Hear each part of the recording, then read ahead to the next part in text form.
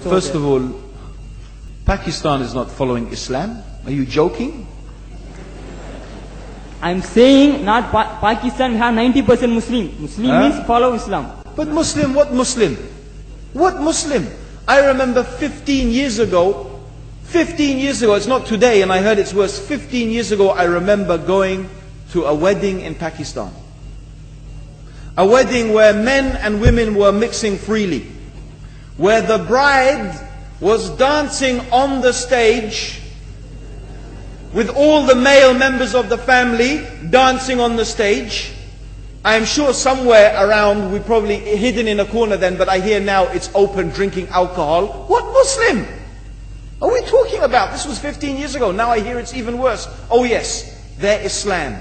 When the bride and the groom are walking to the car, they're holding the Quran over their head for blessing.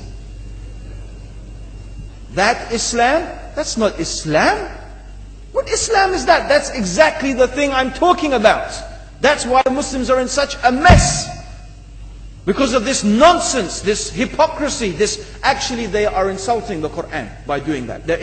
Amongst all of this haram, they think that the Quran, holding it over their head, is going to bless them because they're holding it. What is that? Where did they get this from?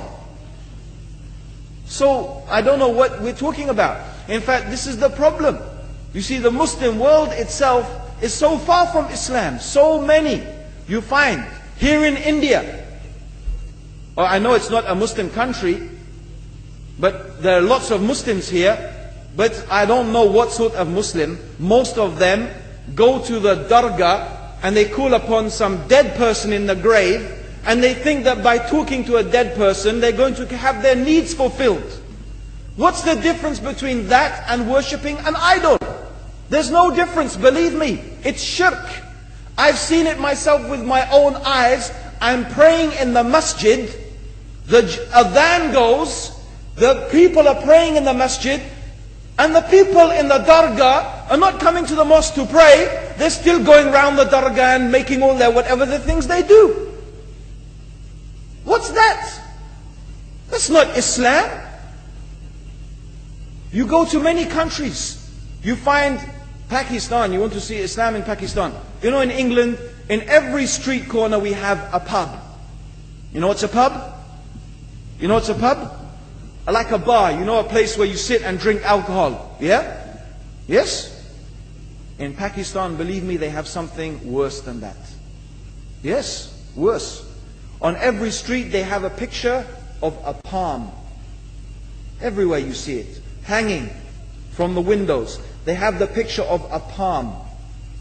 What's that advertising? Something worse than drinking alcohol. An invitation to disbelieve in Allah. That they're going to read your hand and tell your fortune. Shirk. It's shirk.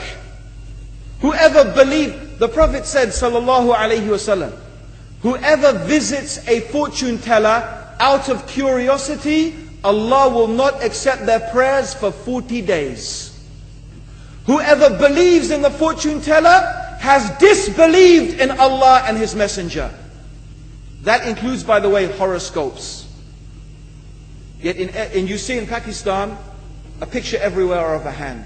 Worse than a pub. Worse than a pub. It is better to drink alcohol than make shirk with Allah. Yes. So this is the Muslim countries. You will not find one except they are not doing magic and shirk and kufr. Or except maybe one or two you will find. So this is the state of the Muslims. So no wonder we're in the confusion and the chaos. So these are not good examples. And this is really, in fact, the very reason that I'm saying why we are in such a big mess.